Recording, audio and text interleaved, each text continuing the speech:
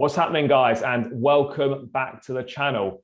And finally, we have closure in the will he, won't he transfer saga of Harry Kane to Manchester City. He will be staying at Tottenham Hotspur this summer. Kane put out an Instagram post this afternoon stating that he will be staying at Tottenham for the coming season and is looking forward to working towards success. I'm not really sure what success he's referring to given their record, but obviously Nuno, Paratici and Levy have obviously sold him a dream. They've kind of convinced him, which is quite surprising, really. But George, I guess my first question to you is, are you surprised that the move to Manchester City has just not materialised?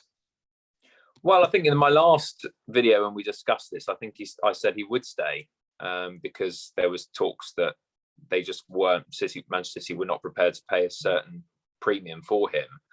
Now, I have to say, with all the stuff that's happened and come out, it should, I think he should have inevitably gone to Manchester City. I just can't believe that he's come out with that and decided that he wants to stay. I mean, it's an episode of the Magic Roundabout, mate. It's just an absolute nonsense. He's gonna rot at Spurs. It's as simple as that. And yes, the fans, of course, are gonna love him to be back as their number 9.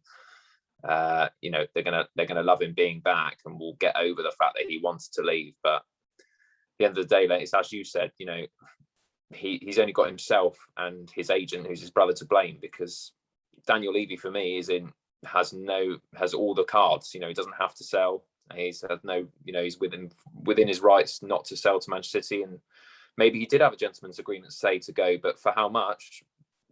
They're a business at the end of the day, and if he's not getting the money that he feels Kane is valued at, then he's got every right to say no. And if you look at Grealish going for £100 million, I think Kane's at least worth 150 plus, which Manchester City did not come in for. So good for Spurs, terrible for Kane, and probably annoying for Manchester City.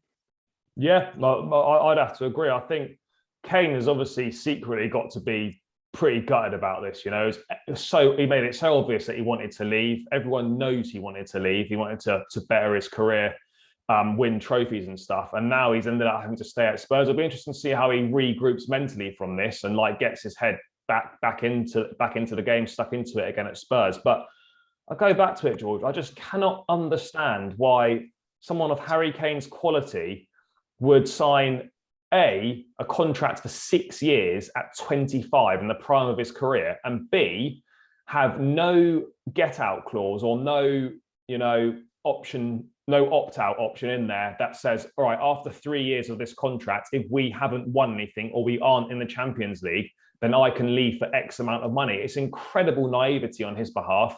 You can go back to the point and think, right, okay, at that point in time when he signed that contract, Spurs had made a Champions League final, they'd pushed Leicester close to the league, but that is not exactly world beating and suggesting that actually I can seriously win the biggest trophies at this football club. So massive naivety on his behalf. He's got 3 more years left on this contract, and the big problem for him now is that obviously at 28, he'll be 29, next year.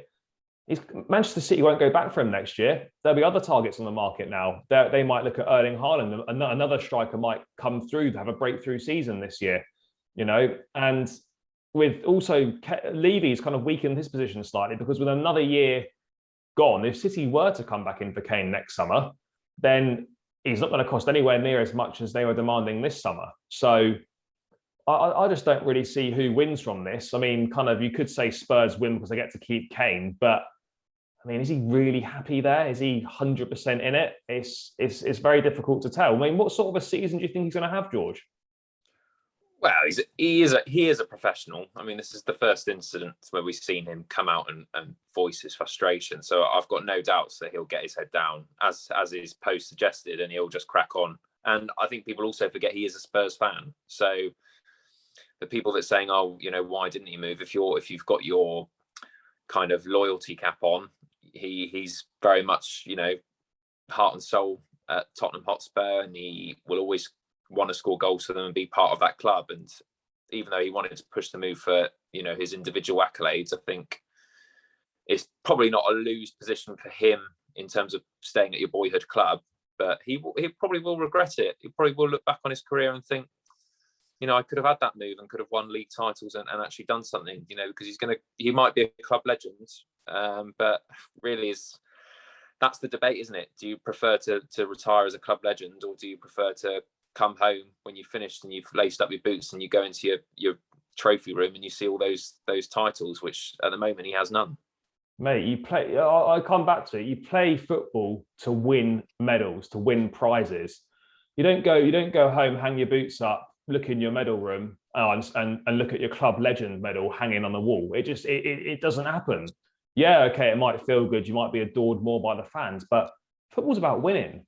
And yeah, but what do you do, mate? But what if you were a Chelsea fan and playing for Chelsea, and put the scenario too that Chelsea hadn't won anything, but it's your club? I mean, what do you do? Well, me personally, if I'm a footballer, I'm playing for Chelsea, team I love, but I've got an opportunity to move and I can win the biggest prizes in the game, I'm going to take that opportunity. It's a short career. You only get one stab at it, and you will regret it. No matter how many individual awards you've won, to not win something with a team for someone of Kane's quality, it's just criminal. It really is. He could go on and break Alan Shearer's Premier League goal scoring record if he continues at the rate he's going.